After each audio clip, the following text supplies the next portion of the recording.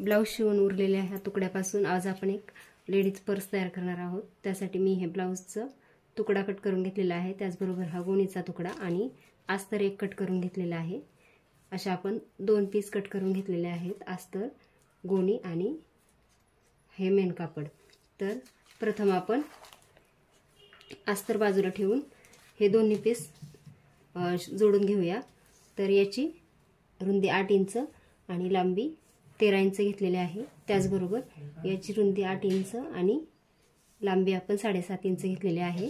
तर आपण हे दोन्ही पीस आता जोडून घेऊया। हा भाग पूर्ण आणि हा पण भाग आपण याला पूर्ण चारही बाजूने शिलाई करून आपण आता हे गोणीचं कापड आणि मेन कापड एकत्र जोडून घेतलेले आहे। आता हा छोटा पीस आपण बाजूला ठेवूया। या मोठ्या पीसला आपण आता शेप देणार आहोत, त्यासाठी आपण हा भाग असाच फोल्ड करूया उभा आणि एका बाजूने खालच्या बाजूने 2 इंचावर आणि वरच्या बाजूने 2 इंचावर एक खूण करून घेऊया। आणि आपण आता याला एका प्लेटच्या सहाय्याने राऊंड शेप आकार देऊन घेऊ। आता हा आकार आपण कट करून घेऊया।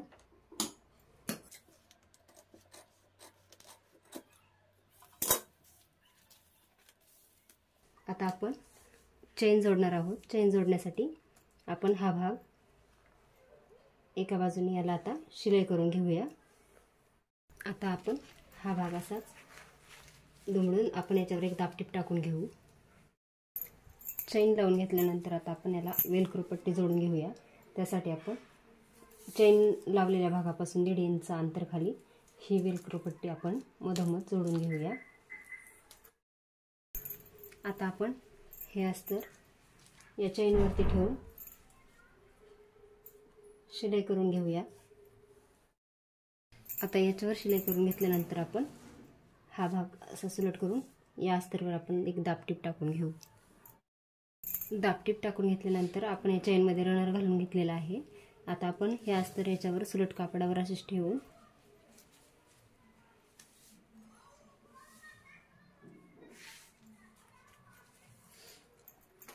आता या पूर्ण भागावर आपण शिलाई करून घेऊया।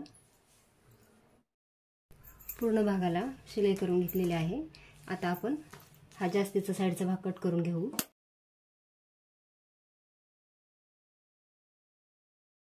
तर आपण या कॉर्नरवरती थोडे थोडे कट लावून घेऊया।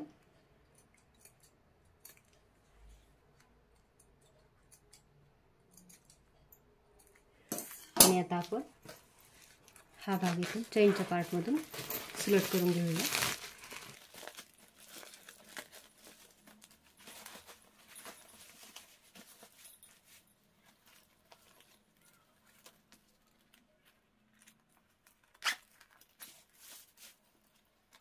या पूर्ण भागावर आपण दाबटीप टाकून घेऊया। आता या पूर्ण भागावर आपण दाबटीप टाकून घेतलेले आहे। आता आपण हा छोटा भाग रेडी करून घेऊया। त्यासाठी आपण या भागावर सुलट भागावर हे अस्तर ठेवून आपण याला शिलाई करून घेऊया आणि पट्टी करण्यासाठी आपण इतका भाग आपण शिवायचा ठेवणार आहोत। बाकी पूर्ण भागावर आपण शिलाई करून घेऊ। आता याला सर्व बाजूने आपण शिलाई करून घेतलेली आहे आणि थोडासा भाग आपण पलटी करण्यासाठी ठेवलेला आहे। आता आपण हा भाग पलटी करून घेऊया, पण त्यापूर्वी आपण याचे थोडे कोपरे कट करून घेऊ, म्हणजे पलटी करण्यासाठी आपल्याला हा भाग सोपा जाणार आहे।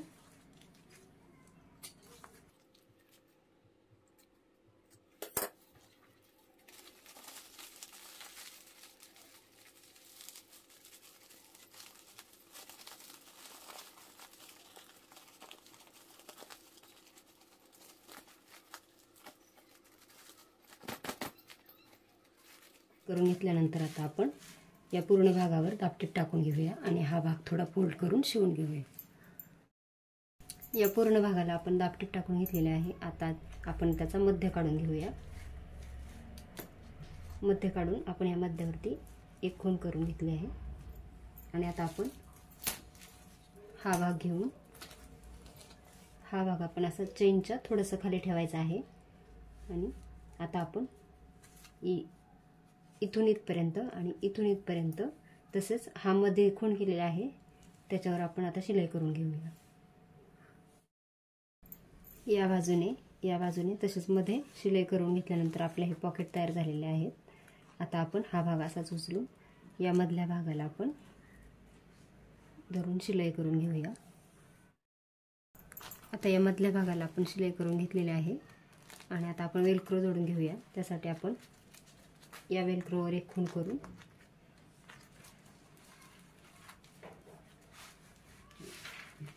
आपण आता हा दुसरा वेलक्रो इथे जोडून घेऊया. अशा प्रकारे वेलक्रो आणि हे शो बटन लावून आपल्याला हा पाऊच मिनी पर्स तयार झालेली आहे. त्याला 1, 2 आणि हा चैनचा तिसरा कप्पा तयार केलेला आहे. अशा प्रकारे आपण गोणीपासून सुंदर असे आणि उरलेल्या ब्लाऊजपासून सुंदर हँड पर्स तयार केलेले आहे.